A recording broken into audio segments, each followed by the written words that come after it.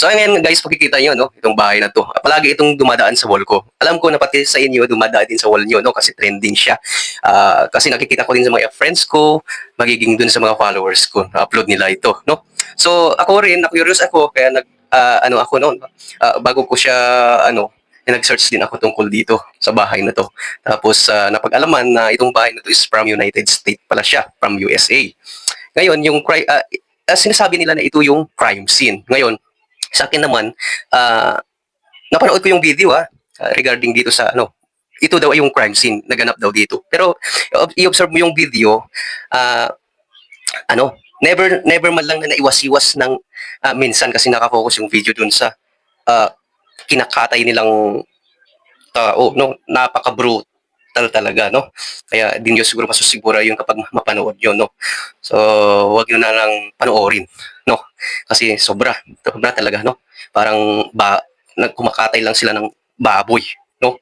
Uh, Ngayon, never man lang naiwas-iwas yung ano, no? Yung video para maipakita lang yung surroundings kung doon talaga nangyari yung ano crime scene, no?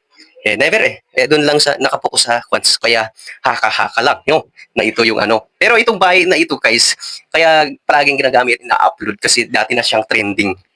Dati na daw siyang trending. Itong bahay na to is from USA. Ngayon, i-observe natin yung mga gumawa ng krimen, mga black sila. Ay alam naman natin na dun sa United States is mga mapuputi. Meron naman, may black American naman, pero malalaki, di ba? Big body sila. Yung mga gumawa, mga small body lang. So, possible na sa ibang country. At saka yung lingwahe nila, hindi English. No? Ibang language. O sa ibang ano yung country. Yun yung na-observe ko, no. Tapos nanood ako sa mga ibang ano, yung mga nagse-search talaga na mga vlogger.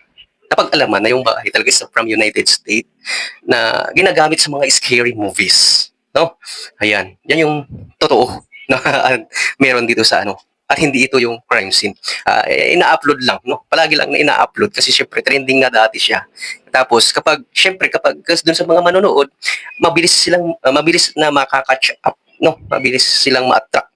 Mabilis na makaka-ano sa kanila. Dadako tayo dun sa ano, dun sa video, no? Nakarumal-dumal. Hangga't maaari, wag na nating panoorin, no? Kasi, at saka wag na nating i-scatter sana, no? Kasi syempre, alam niyo naman ano, kapag maulit kasi, ang ibig ko sabihin, kapag mapanood kasi ng mga itong mga gumagamit ng maipinagbabawal na gamot is pwede din na matrigger din sila na gagawin din nila, no? Kapag mapanood nila. Kaya dapat sana hindi na natin ano to, no? Sinishare, no? Kasi mas may kagandahan din naman for ano naman siya, para magkaroon ng para naman maalarma yung mga tao na mag-iingat sila sa mga masasamang tao. Yun yung ano, magandang makukuha dun na aral, no? Pero syempre, nakakatrauma kasi, traumatize kasi yung ano, video, no? Kaya hangga't maaari, wag na nating ipasa-pasa kasi syempre, kapag mapanood ng mga gumagamit ng ano niyan, tapos magdidilim yung isip nila, possible na gagayahin din nila yan, no?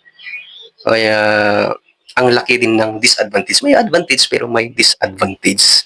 Ayan. So, thank you for watching.